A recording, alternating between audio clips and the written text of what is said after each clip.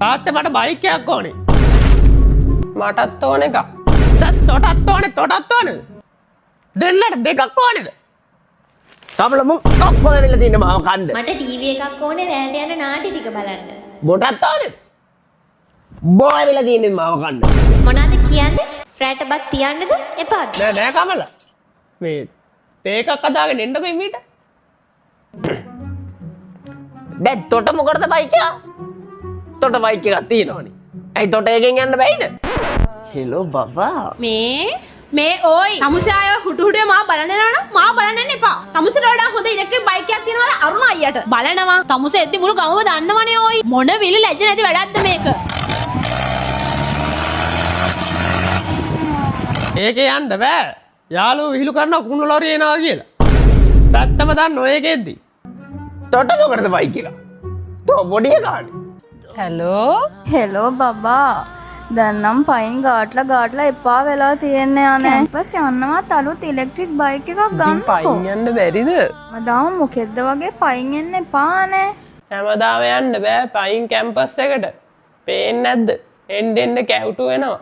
Hello Buddhadasa මහත්තයා. මේ bike එකක් එහෙම ගන්න තැනක් දන්නේ නැහැ නේද? ඔව් මේ බයික් එකක් ගන්න මේ පොඩි වැඩ වගේ.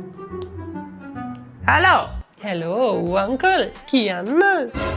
ඈ හෙලෝ පසන් මහත්තයා. මේ අලුතෙන් ආව ඉලෙක්ට්‍රික් බයික් එකක් වගේ ගන්න තැනක් දන්නවද?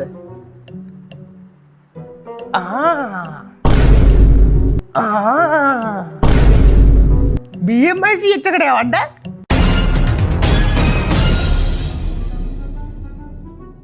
දැන් මොකද ඔය කරන්නේ අපි?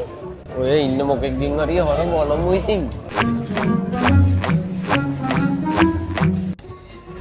මං අහන්නද අහනවද?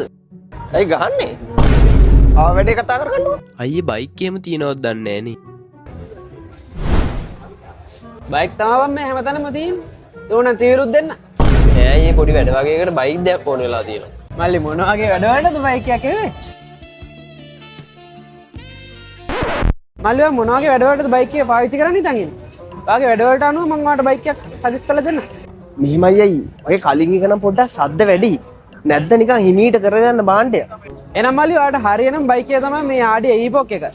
ඉතින් මේක ගැන කිව්වොත් මේක එක චාර්ජ් කළා කිලෝමීටර් 100ක් යන්න පුළුවන් කිසිම සද්දයක් නැහැ. මෙන්න මේ තියෙන ඩිසයින් එකත් එක්ක ඔයාලට අලුත්ම ප්‍රීමියම් ලුක් එකක් ගන්න පුළුවන්.